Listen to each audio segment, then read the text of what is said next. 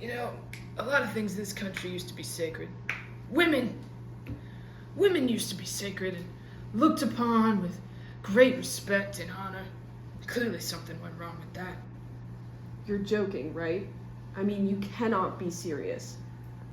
Of course I'm being serious. When I was a young boy, women were respected and honored. It seems like these days, women are trying too hard to fight something they don't need. Well, clearly there's a lot of history you don't know about. Women were never truly respected. Women have been victims of misogyny for decades. The patriarchal society we live in has praised women for staying in their lane and making themselves small and subservient. And I have just the video for you to watch.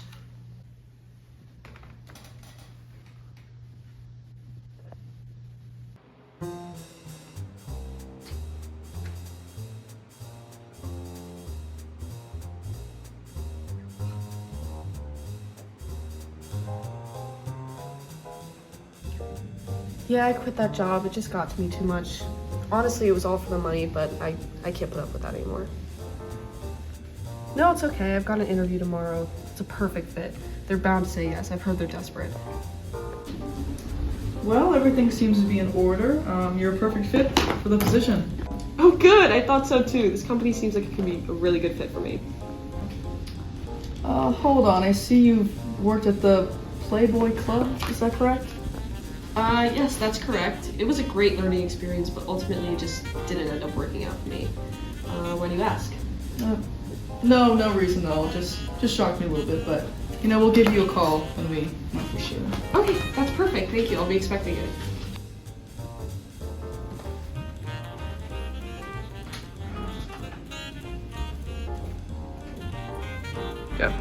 Yeah, honestly, she was overqualified for the position we were going to offer her. Oh wow, so what was the issue? She's not pretty enough for you? No, she was plenty pretty. Between, me and you, she was one of those bunnies. She worked at the Playboy Club. I don't know. Oh wow. I wouldn't have hired her either. One word about that gets out and you don't even know what people would say. Exactly, I can't have our reputation tarnished just like that. Not at a respectable business like ours. So as you've just previously seen, we have a woman who worked as a Playboy bunny just trying to make a living in Chicago. She quit her job as a bunny because she wanted to go somewhere that valued her more as a person as well as an employee. In 1964, Title VII of the Civil Rights Act protected employees and job applicants from employment discrimination based on race, color, religion, sex, and national origin. The law also prohibits the employer from making a decision not to hire a person because of stereotype beliefs based on the abilities of their gender. The Playboy Bunny Club had rules that controlled the way that they dressed and acted very strictly. Some examples of this include holding a cigarette a certain way, having to wear 3-inch or taller heels, and not being allowed to eat, drink, or chew gum while working. Gloria Steinem, a journalist and leader of the feminist movement, went undercover as a Playboy bunny in order to expose Hugh Hefner's clubs for their unjust and misogynistic treatment of women. When she tried to do this and publish her expose, she couldn't find work because no publishing company wanted to hire her as an ex-Playboy bunny. Now let's take a look at how this impacted the 70s.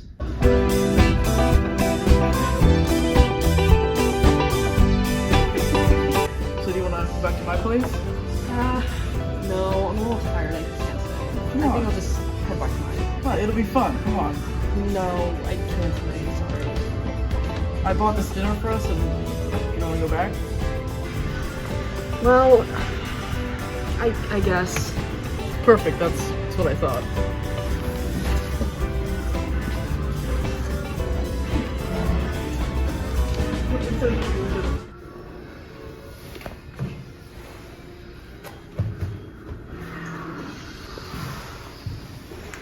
Take that for you. Oh, okay.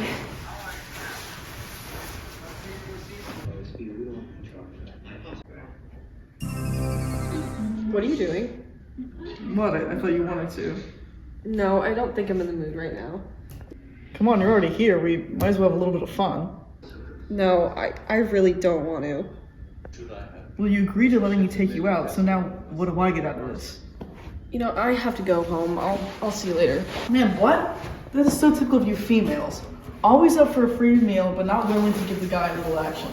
I'm leaving. Well, that's the real trick. Hey, man. man, I haven't seen you in forever. How long's it been? I feel like just yesterday we were rooming together that stuffy dorm. Yeah, man, it's been too long. You have so much to catch up on. You still with Amanda? Yeah, man, of course. We're actually engaged. That's great. She is so hot. You got a good one. Yeah, so are you and Jessica still together? Oh, no. God, no. She was just way too clingy. Always hounding me to take her out. And she would always hold out. Like, I'm taking you to dinner. You might as well get some if you know what I mean. Well, she doesn't really owe you that. Come on, man. It was just a joke. Was it? It seems like you meant that. Listen, I took Jess out the other night. I asked if she wanted to come back to mine. She said yes. We're watching a movie in my bed. I try to make a move, and suddenly then she's not interested. Did she say that she wanted to do something when you left the restaurant? Just because a girl agrees to dinner and agrees to go back to your place doesn't mean she owes you anything.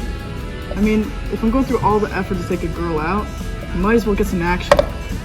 Man, no. That is not okay to think like that.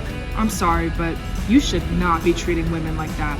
What would you do if you saw an attractive woman walking down the street? Well, I'd want her to know. She doesn't need to know. She doesn't need your approval of her appearance or any comments about her body. Man, if a chick's hot, chick's hot. I think it's my right as an American man to say something. And plus, when did you get so feminazi on me? I grew up. As you've just seen, we have two men having a conversation surrounding the topic of consent and the treatment of women. In the 1970s, the anti-sexist movement was active. During this time period, there were feminist men who would dive deeper into films and how they objectify women, as well as hand out stickers that read, "Rape is violence, not sex." This movement was very important because the main mission was spreading awareness about the importance of consent and demonstrating how women are objectified in their everyday lives. They looked into their lives to recognize their own behavior and relationships. In response to this movement, some men said they couldn't help the way that they viewed women. During this time, some of the men a part of the movement would even consider interacting with a woman off limits. The term little rapes was used to describe actions such as catcalling and heckling, which was unfortunately very popular during the time. Similar to today, women would be harassed when they were simply walking down the street or going out to the pubs. There were a lot of microaggressions seen in the workplace as well, such as comments on women's bodies and also pinching women's bodies. This decade was when feminism really took hold, which only fueled the fire that is sexism. To this day, there are still many men who are fighting for feminist values. Moving to the 80s. Oh my god, you should go stay out. No, every time I walk down the hallway and he passes me, he never says hi back.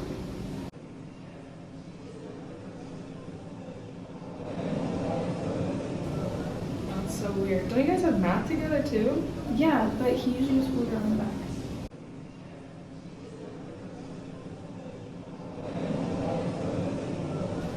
I think I know just what you need.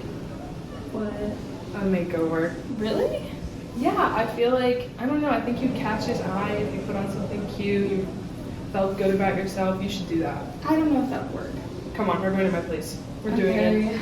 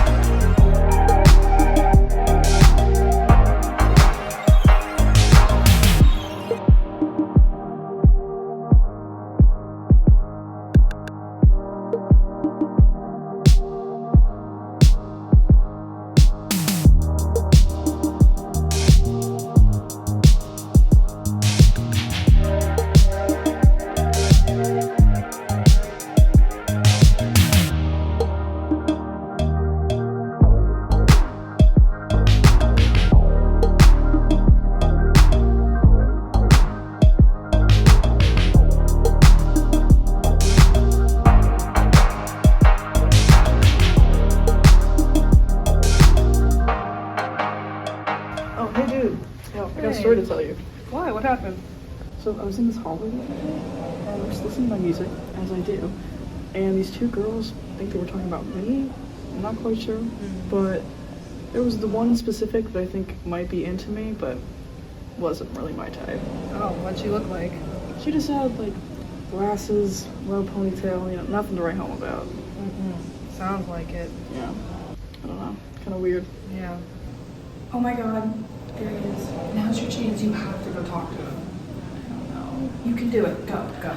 Oh my god. Oh my god, hey, Oh, hey. what's your name? Oh, Katie.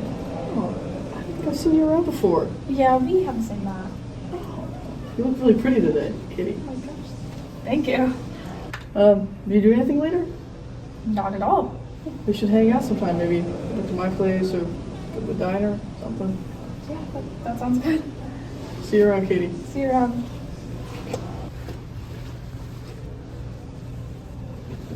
What happened? Were you guys talking? Yeah, it worked. Are you kidding? No, he asked me to hang out with him. Oh my god, I told you. This is so awesome. Yeah. Dude, I have news to tell you. What happened, bro?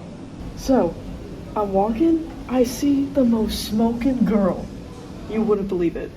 And she said yes to going back to my place or going to a diner. I don't know what we'll do, but she said yes. Dude, that's awesome. She was so smoking, you wouldn't believe it. Oh my gosh. Nice job. Nice job. For this time period, we have focused on the stereotypes shown within film. John Hughes was an extremely popular director during this decade, although his films haven't aged beautifully if you are looking through a feminist lens. An example can be seen in The Breakfast Club, when they give Allison a makeover to make her more appealing and attractive. This can be seen in so many movies during this period as well as in other decades. The idea that women have to fit into a certain stereotype to be perceived as attractive to men. Before her makeover, Allison wore baggy clothing, Converse, black eyeliner, and was presented as the weird one. Claire, the popular pretty girl, then gives her a makeover. Meanwhile, none of the other characters change their appearance in the end. This action scene within films shows misogynistic values because the main goal is to make the girl prettier, not for herself, but to be presented as traditionally attractive. Another example is seen in the entire plot of Weird Science. The main story and plotline is about two boys creating their ideal woman. These types of plots carry a destructive tone because it removes all sense of individuality for women. These misogynistic undertones show how some men have high expectations of women and how they appear, as if it is their own responsibility to control them. Now moving to the 90s.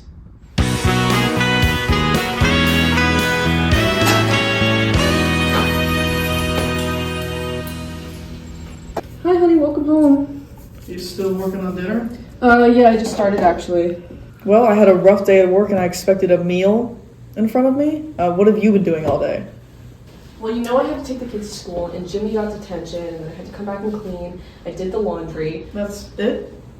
That's all that you did? Well, I was out there all day busting my ass, and the least I expected from my wife was a home-cooked meal in front of me. Yeah, I know. I'm sorry. I guess I could have organized my day better. I was actually thinking about getting a job to help you. A job? No, you're not gonna get a job. No, I was serious. I'm thinking about getting a job. So that wasn't a joke? No, why would it be a joke? You really think you can hold down a job when you can't even get me dinner on time? I mean, you're dealing with the kids all the time. I never know what's going on with you anymore. It's 7 o'clock, I got done work early, and now my dinner's done. You know, speaking of the kids, it would be nice if you helped out a little bit around the house. I've been dealing with so much for this past week, and I think I'm done with this conversation. where are you going? I'm going to the bar with Derek. For the 1990s, we chose to take inspiration from 90s sitcoms. In many of these shows, there are examples of women who just take care of the house while the men go out and work. The husbands usually expect the women to take care of the kids and have a meal prepared for them when they come back from a long day of work. Sometimes the wives are also interested in getting a job, but the husband does not support them in this scenario. One show where these themes can be seen is Everybody Loves Raymond. The show was released in 1996. Deborah, the wife, is constantly expected to have dinner prepared and to make sure the kids are okay. You ready? Mm-hmm. Raymond, her husband, expects her to be the perfect housewife, and his mother shares that same belief. When he watches his own kids, he considers it babysitting. Marie constantly is picking apart Deborah on how she cleans, cooks, and takes care of her own children. These themes can further enforce misogynistic values. During this time period, women were able to enter the workforce, but a lot of things, such as husbands, held them back from this. The idea that women are worth and valued less than men is such a constant in these shows. Although sitcoms are made for comedic purposes, jokes like these can have a real effect on the people watching them. The show is very much so exaggerated, it still demonstrates how a husband and wife dynamic can look during this time period. The creator of the show came out and said that 90% of the show was based off of real-life experiences he or other castmates had experienced. Media making misogynistic jokes only reinforces that behavior for some viewers. Now moving to the 2000s. So do you have any new ideas for a new magazine? Well, I have some of these Vogue magazines here. Thought we could take some inspiration from them. Maybe spice them up a little bit. Yeah. Yeah, looking at these, I mean, something pretty feminine. I don't know if men would actually enjoy something like this. And you look at these two, and it's just a little too modest for what Nikki has to offer. Yeah, and you know what? Look, they've got layers of makeup caked on there. They do. You know, they're not showcasing the real them. I was looking at the Heat magazine, and they did this thing, the cellulite special they called it, and they showcased real women. They showed their real bodies, not this fake stuff that Vogue is doing. You know what? I think that's perfect because this isn't real. You know what? This is a fake woman. This is not. This is a fake body, fake face. No. This isn't what we should be showing to people. No. You know what? Men walk down the street, they see a pretty woman, they want it to be all natural. Natural That's right. face, natural body, real. And this is not what these magazines are showing, these men. No. I mean, you look at her, I mean, why is she in the outfit? She why has is some curves she should show off. Exactly. They put so much makeup on her face, make it more natural. Same That's thing not what with you her. want. Caked on, not real. Everything's fake about Even this. her, she just looks too old to be on the cover. I agree. We want fresh, new, real faces. You know what? She looks too serious. She looks like she means business. We don't want to see that. We want to see a woman having fun, showing off some body. That's right. Disgusting. Not our magazine. In the 2000, pop culture was on the rise. The celebrity-obsessed culture was booming at this time, and body positivity was pretty much non-existent. Magazines were extremely popular. Many women who were being showcased in these magazines were showcasing size 0 bodies. Women who were plus size were seen as the brunt of the joke in a lot of media. An example of this can be seen in Friends when they show Monica before she lost weight. They constantly poked jokes at her because of her weight at the time. Any flaw that people saw would be pointed out in many magazines. For example, in 2004, Heat magazine ran a cellulite special that showcased the legs of famous women. In this magazine, they wrote, "If your thighs touch, you weren't trying hard enough." The editor of this magazine searched for pictures of women who looked terrible to put in his own magazines. Because of this type of behavior exuded by magazines, many young women were poorly affected. Dieting became very popular and women had more negative views on their own bodies. These dieting trends pushed many young women into eating disorders. More recently, men who displayed misogynistic values during this time came out and apologized for their actions and words, but it doesn't seem to make much of a difference now. Moving to the 2010s.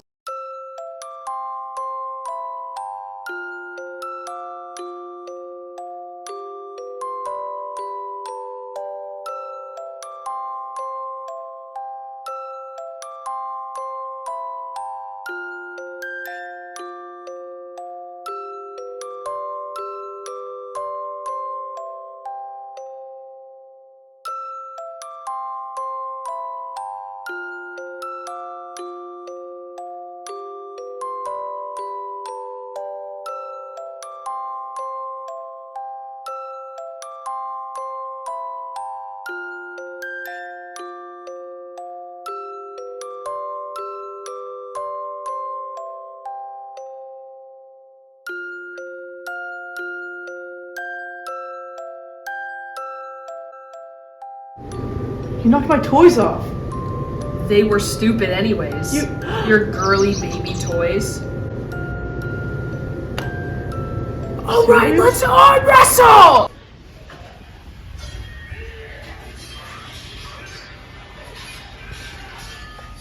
Do you know who that actor is? His body is sick. I need to add him to my inspiration board. Hugh Jackman? That's his name? Yeah. Alright, I'm adding him. Wait, you have a Pinterest board? Yeah. It shows me my inspiration. For what? For my body? What are you talking about? I want to look just like him. As soon as possible. Huh. Do you go to the gym? I want to. I'm going to start going soon. Okay, cool. You know, you don't have to look exactly like him. If you want to go to the gym, it could be for yourself. This is for myself. If I don't look like Hugh Jackman, I don't know what I'm gonna do. All right. Oh my God, I haven't seen you in so long. Bring it in, bring it in. Oh, it's good to see you. You've gotten big.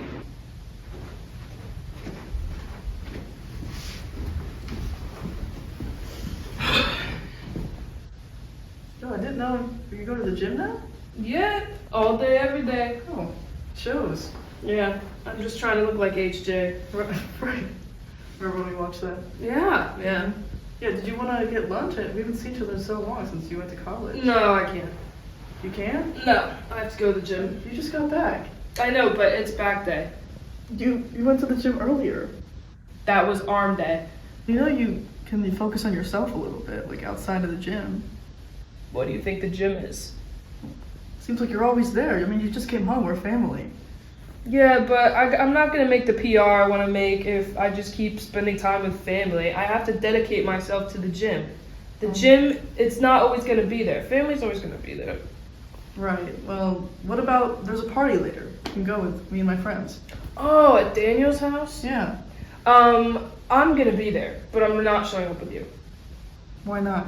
Because it's weird if I show up with a girl. I'm trying to get some I'm tail your there. sister. Yeah, but not everyone knows that. We don't look that similar. That makes no sense. Well, not my fault. I can't have you blocking me. Well, if you don't care about your family anymore, then I guess I'll just go by myself. It's fine. Okay. Bitch. During the 2010s, technology was on the rise. Because of this, there was a lot of men who would see a lot of media surrounding the idea of masculinity and what it means to be a man. One example of this, as you have seen, is how men treat the gym and their bodies. Toxic masculinity leads men to live their lives so religiously. In comparison to articles designed for male fitness, articles catered to women talk about negative body image problems women face and how it can be a form of self-care. Meanwhile, men's articles only emphasize the physical aspects. The media is a big reason why toxic masculinity is what it is today. Physical activity can be a way for men to reclaim their manhood. Men's low self-esteem can lead to sexual violence against women. Of course, exercising is healthy, but it becomes a toxic environment when men feel the need to feel masculine and harm their own bodies in the process.